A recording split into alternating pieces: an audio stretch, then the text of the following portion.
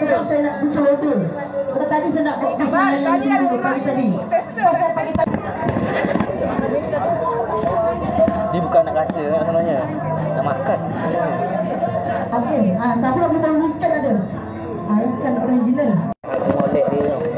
Dah buat. Dia geti. Berapa hari tak jumpa kan? Ye, berjaya, berjaya, ye, berjaya. Berjaya punya. Ya, ya, ye.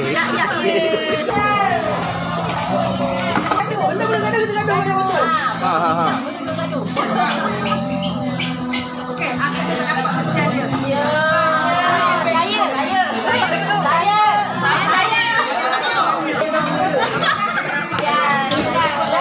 Saya satu. Saya memanglah satu. Satu. Kak ni, abang ni jadi nampak.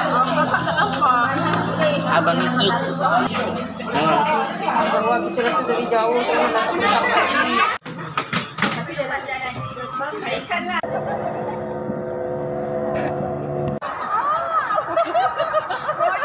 Wow.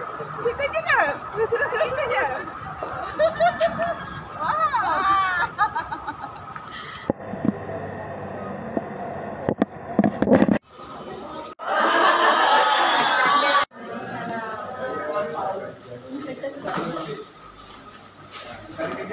Beli satu bakul penuh.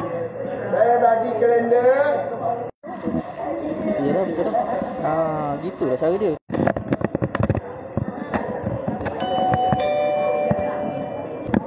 Wah, dia cerita. Masalahnya tak tahu apa benda. Macam mana pun? Sonok, sedap? Oh, sedap. Sedap.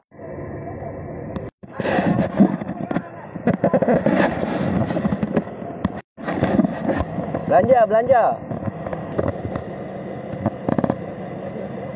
Oh. Ya. Ni saya. Ha? Bukan, saya tengok sana ni. Ada. Ada. Pohon beringin. Ada lagi sambungan dia? Nak kahwin anak raja. Aduh. Macam itu tu. Aku buat.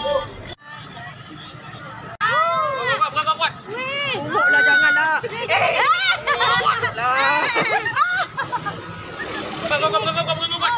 Selain makan-makan yang boleh buat tengok. Satu kali 20 sen. Saya buat ni. 3. 1, 2, 3. 1.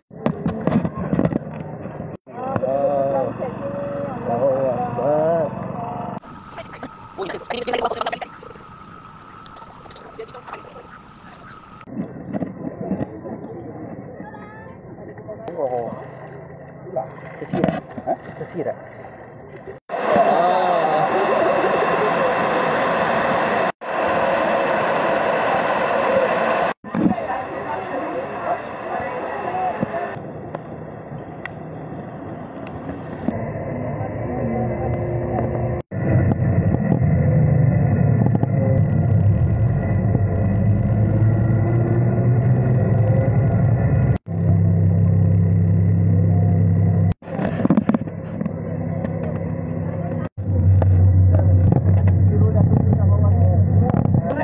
Penuh kiri kanan. Bawa berat ni. Ini Pokja yang punya. Amboi, bawa ni pula ya. Dah ni mu. Terima kasih. Terima kasih juga. Terima kasih. Banyak-banyak ya. Insya-Allah.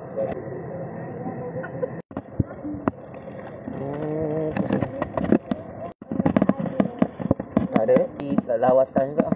Lawatan ke